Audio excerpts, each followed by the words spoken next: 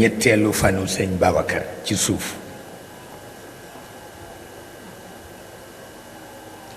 benn mbokk wax fa wax bu rafet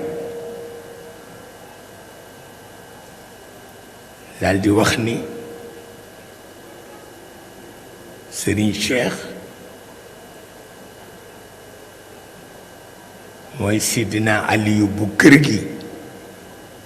ñu tàccu ba mu àggalee ma ni ko aw kuy Omar ibnul Xattaab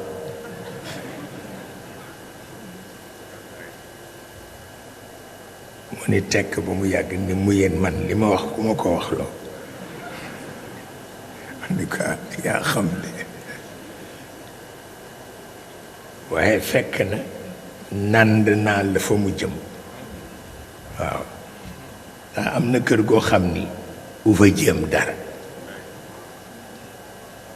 la borom tëral rekk moo ci am sol leneen du fa dox yàllaate ma yëg ci moom ne xaw na mer lool waaye mer ma mujj na deñ ndax mer ma daf ko bëggoon sësi ci Sëriñ Moustapha c'est-à-dire tànn ko muy leaderam te nag comme ku yàlla yeela ci àdduna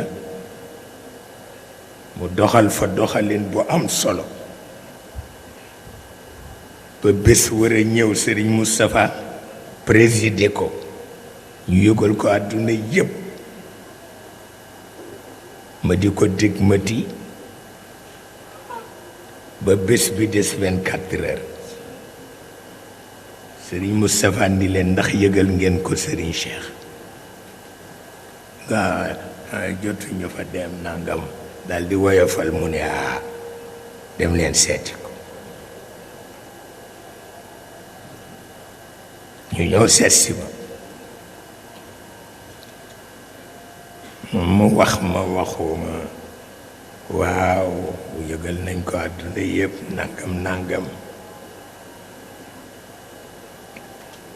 délégation ba kenn nga ca koo xam ni ku ko gën a gëm Sëriñ Babacar amul ku ko gën a gëm Sëriñ Moustapha amul ku ko gën a sopp Cheikh Tidiane amul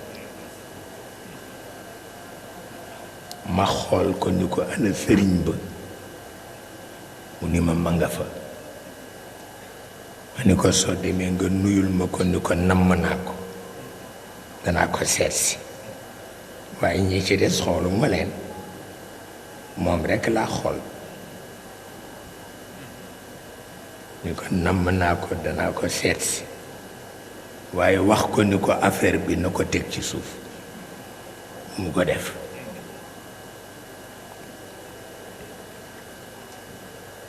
mu ne lii lan la xanaa kon àdduna bu tukki la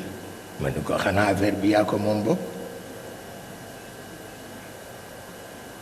ma ni ko soo demee ni ko Cheikh nee na teg ko ci suuf bu ko def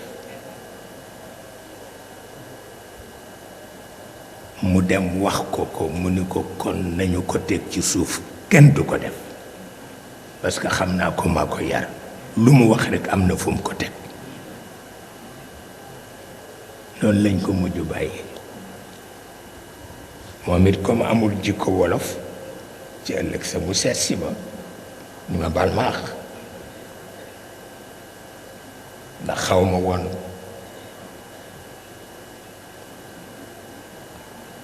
nga baal ma àq mujj na lu ma yónnee ci Sëriñ Moustapha ci farata moom laa koy yónni mu dox ko te du ci yàq dara te boo amee woon jikko wolof du ko mën dafay jóge loolu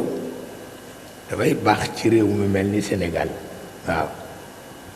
daf ciy baax